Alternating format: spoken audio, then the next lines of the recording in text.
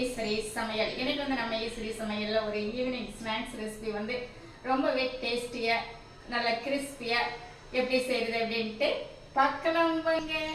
வடப்பருப்பு வந்து இதில் 1 டம்ளர் எடுத்திருக்கேங்க. கிராம் கணக்கில் பார்த்தா இது 200 கிராம் வருங்க. இப்போ இது வந்து ஒரு பாத்திரத்தில் சேர்த்திக்கலாம். சேர்த்திட்டு இது ஒரு 3 டைம் நல்லா கழுவிட்டு தேவையான அளவு தண்ணி விட்டு எடுத்துகிட்டு வந்துடலாங்க. இப்போ நல்லா கழுவி எடுத்துட்டு இது தேவையான அளவு நல்லா தண்ணி வச்சுருக்கேங்க. ஒரு 2 மணி நேரம் நல்லா ஊறட்டுங்க. ஊறினதுக்கப்புறம் பார்க்கலாம். பருப்பு வந்து 2 மணி நேரம் நல்லா ஊறிடுச்சுங்க. தண்ணியெல்லாம் நல்லா வடிகட்டி எடுத்துகிட்டு வந்துட்டேன். அப்படியே நம்ம மிக்ஸி ஜாரில் சேர்த்திக்கலாங்க.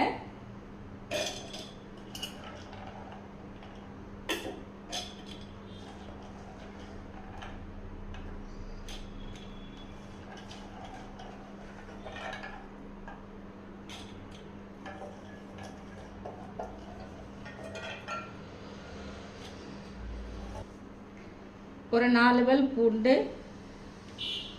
இந்த அளவுக்கு 2 துண்டு இஞ்சிங்க,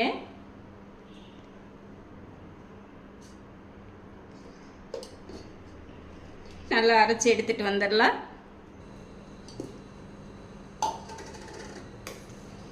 பாருங்க, நம்ம தண்ணி எல்லாம் எதுவுமே சேர்க்கல. இந்த அளவுக்கு நல்லா அரைச்சி எடுத்துட்டோங்க. பார்த்தீங்களா, இந்த அளவுக்கு இருக்கும். இப்போ இது வந்து நம்ம ஒரு மிக்சிங் பவுலில் சேர்த்திக்கலாங்க.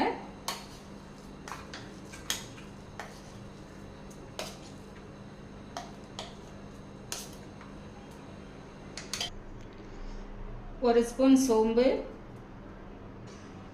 ஒரு கைப்பிடி அளவு சின்ன வெங்காயம் எடுத்து நல்லா பொடியாக கட் பண்ணி வச்சுருக்கேங்க, சேர்த்திக்கலாம். சின்ன வெங்காயம் சேர்த்துனீங்க அப்படின்னா டேஸ்ட் வந்து ரொம்ப நல்லா இருக்கும். 3 பச்சை மிளகாய் பொடியாக கட் பண்ணி வச்சுருக்கேங்க, சேர்த்திக்கலாம். நீங்கள் குழந்தைகள்லாம் சாப்பிட்ற மாதிரி இருக்குது அப்படின்னா இதை பருப்போடவே போட்டு நீங்கள் அரைச்சி எடுத்துக்கலாங்க. சிறுக்கீரை வந்து நல்லா ஒரு கைப்பிடி அளவு எடுத்து க்ளீன் பண்ணிவிட்டு நல்லா பொடியாக கட் பண்ணி வச்சுருக்கேங்க. இப்போ இதிலேருந்து நல்லா இந்த அளவுக்கு சேர்த்திக்கலாங்க.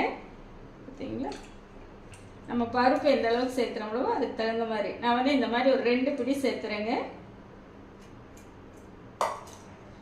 கூடவே கொஞ்சம் கறிவேப்பிலை, மல்லி இலைகள், 1 ஸ்பூன் உப்பு. இப்போ வந்து நம்ம இது எல்லாமே நல்லா மிக்ஸ் பண்ணிக்கலாங்க.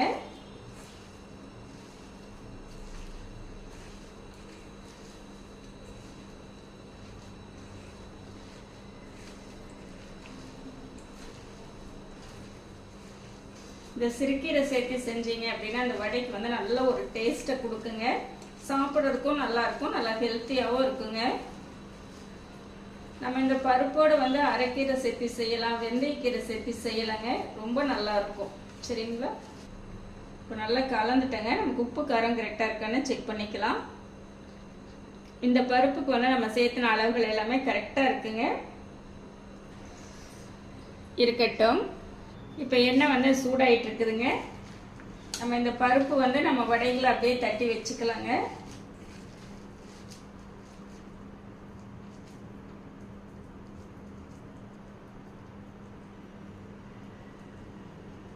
பாருங்க, இந்த அளவுக்கு உருண்டை எடுத்துட்டு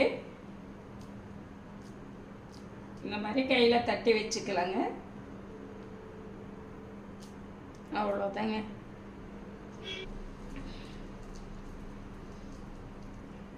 பாருங்க, இன்னொரு வடையும் இந்த மாதிரி வச்சு இப்படி கையில ப்ரெஷ் பண்ணீங்கன்னா போதும். நல்லா அழகா ரவுண்டா வந்துருங்க. சரிங்களா, இதே மாதிரி நம்ம தட்டி வச்சிட்டோம் அப்படின்னா நம்ம எண்ணெய் சூடானது எடுத்து போடுறதுக்கு வசதியாக இருக்குங்க. இதே மாதிரி எல்லாமே தட்டிக்கலாங்க.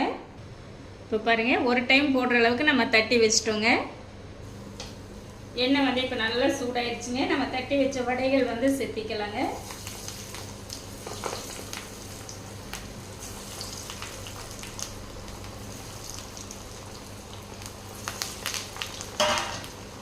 இந்த வடைகள் வந்து அப்படியே வெந்து கொஞ்சம் மேலே வரும் பார்த்தீங்களா, அந்த டைமில் நம்ம திருப்பி விட்டுக்கலாம்.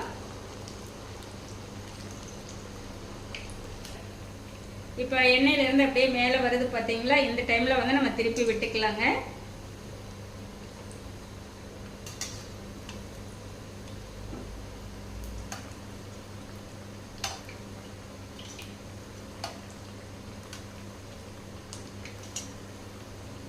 இப்போல்லாம் குழந்தைங்க வந்து லீவ் விட்டு வீட்டில் இருக்காங்க, ஏதாவது ஒன்று சாப்பிட்றது கேட்டுகிட்டே இருப்பாங்க.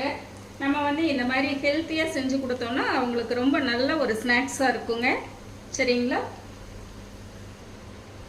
இப்போ நம்ம 2-3 டைம் நல்லா கலந்து விட்டுங்க. வடை வந்து நல்லா செவந்து வெந்துடுச்சு. இப்போ நம்ம எடுத்துக்கலாம். சரிங்களா?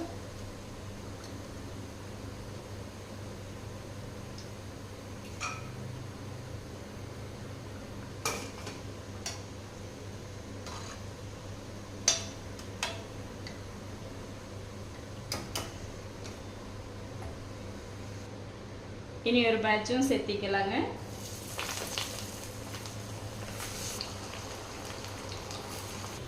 திருப்பி விட்டுக்கலாங்க.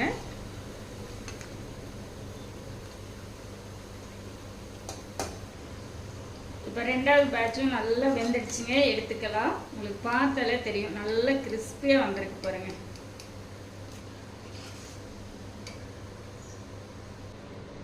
இப்போ வடை எல்லாமே சுட்டு எடுத்துகிட்டு வந்துட்டேங்க. பார்க்குறதுக்கே கலர்ஃபுல்லாக சூப்பராக இருக்குதுங்க. இப்போ வந்து நம்ம சாப்பிட்டு பார்க்கலாங்க. ஓ, மேலே எல்லாம் நல்லா கிறிஸ்பியாக நல்லா வந்திருக்குதுங்க. அதாவது நம்ம டீ கடையிலலாம் வந்து நம்ம இந்த கீரை வடை வாங்கி சாப்பிடுவோம் பார்த்தீங்களா, அதே டேஸ்ட்டு அதே மெத்தடில் சூப்பராக வந்திருக்குதுங்க. இப்போ நம்ம சாப்பிட்டு பார்க்கலாம். ரொம்பவே சூப்பராக இருக்குதுங்க. ஈவினிங் டைமில் இந்த வடை ஒன்று இருந்தால் போதுங்க, வேறு எதுவுமே வேண்டாம். அந்த அளவுக்கு ஒரு டேஸ்டான வடைங்க. இதே மெத்தடில் நீங்களும் செஞ்சு பாருங்கள். சரிங்களா? எனக்கு நான் செஞ்ச இந்த ரெசிபி வந்து உங்களுக்கு ரொம்பவே பிடிச்சிருக்குன்னு நினைக்கிறேன். இந்த மெத்தடில் நீங்களும் செஞ்சு பாருங்கள். இனி ஒரு நல்ல வீடியோவில் பார்க்கலாங்க. Bye by.